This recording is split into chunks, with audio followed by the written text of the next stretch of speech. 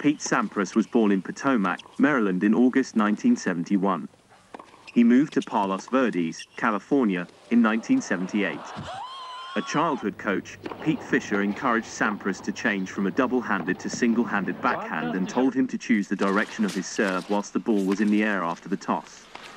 In 1990, Sampras won his first Grand Slam title at the US Open over arch-rival Andre Agassi.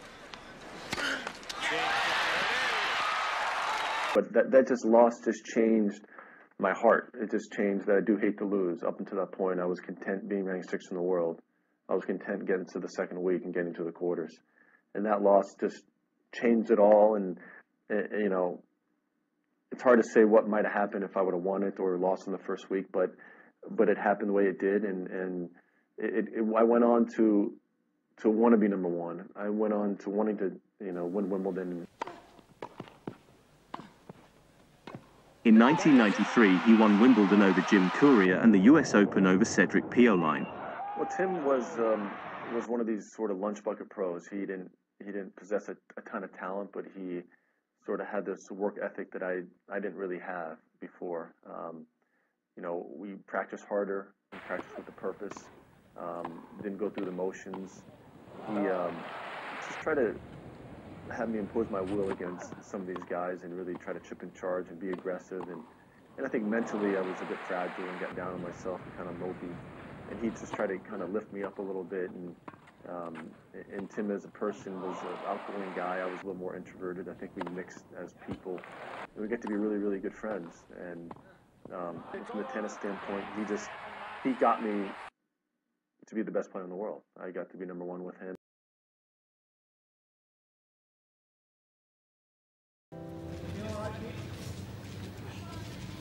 We can do this tomorrow.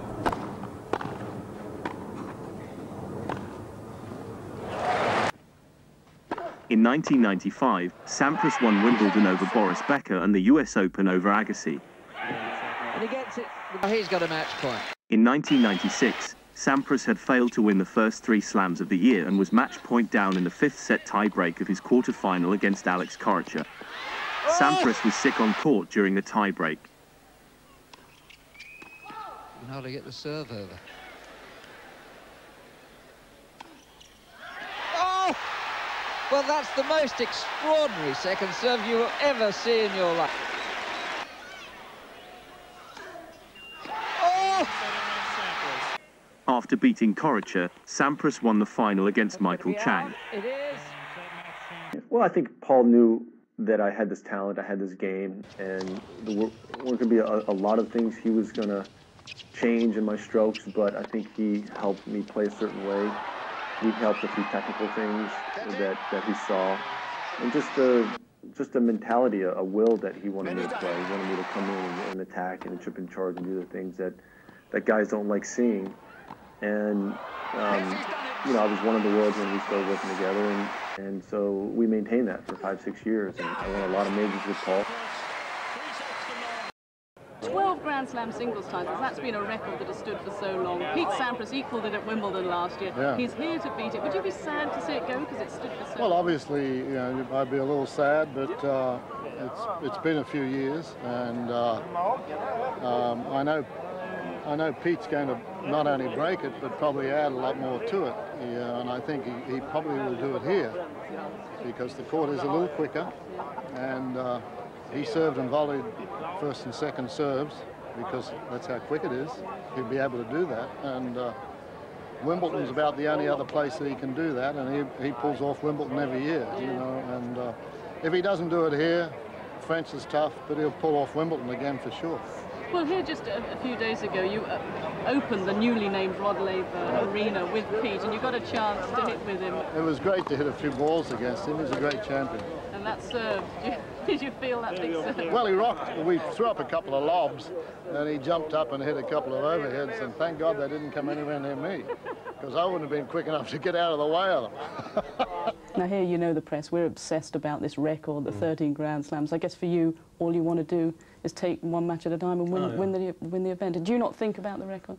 Well, certainly when you're laying in bed trying to sleep, you think about it. But when I'm playing out there tonight or in my next match, it's another tennis match, and certainly hope I can play the tennis that has put me in this position, you know, and it would be great to do it here. It'd be great to do it anywhere. But certainly, if it happens, it's going to be a great moment. And but I'm patient, and maybe it'll happen on the clay, maybe on the grass, but maybe here.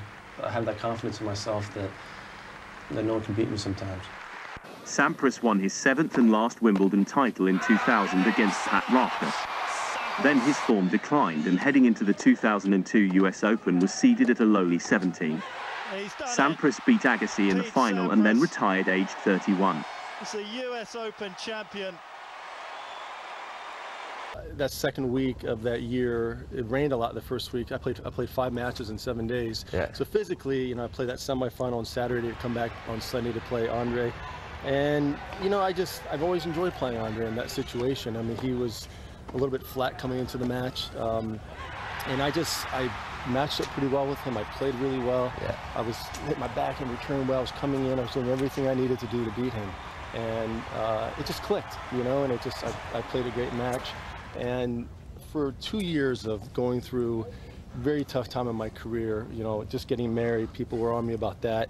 I was losing confidence. I was doubting myself. I changed coaches. I was a mess. Yeah. And I just believed, even though I was ranked 12 in the world, haven't won a tournament in 2 years, I still felt like I was the best player in the world. Yeah. You know, as crazy as that sounds. No, it doesn't sound crazy to me. So it was just harder week in and week out to sort of find that confidence. But for those 2 weeks, and especially getting to the final with Andre, I felt good. You know, I felt it was a good matchup for me, and I was serving well. I was coming in, and you know, it just clicked, and it was the most important win. Not important win, but it felt vindication. Right. And I really felt that people were doubting me, and I got the last word, which feels great. And that was your last match too. Yeah. That obviously wasn't planned.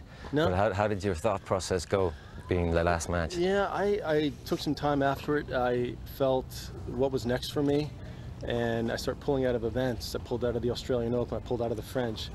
Then once Wimbledon came and went, and I felt I didn't want to be there. Once you get to the point where it's not in your heart anymore, sure, it's time to move on. And I won't play just for money. I won't play just to, you know, say goodbye. I play to win. Sure. And once that left me, it was time for me to face facts and say I'm really retired. And it was the right decision. It was a hard decision. Yeah, sure. But it was time to move on. Well, there was a lot of mixed feelings. I think you broke most fans' hearts, of course, but I think the players were just overjoyed because suddenly they can win Wimbledon. But yeah. I hate to play you. I think everybody hates to play you. I mean, they love to play you because you're a great player and you're a great guy, but your style, you knew it was coming, yeah, and you're just hoping you're not playing at your best, because then you're in trouble. Pete was training with me the week before the Masters at my house in Greenwich. We trained at my tennis club at Banksville. And I just thought it would be good for a youngster like that to be around big players and see how they do so he can learn. I remember when I was a kid and I could be around good players, I was looking at everything they do and how they prepare for the match and what they do after the match, just trying to be a sponge and learn. And I thought it would be good for the young man. As far as the talent, you could see the raw talent. I thought he was going to win some majors. Obviously, I didn't have an idea that it's going to be 14. Thanks for watching. Please like and subscribe.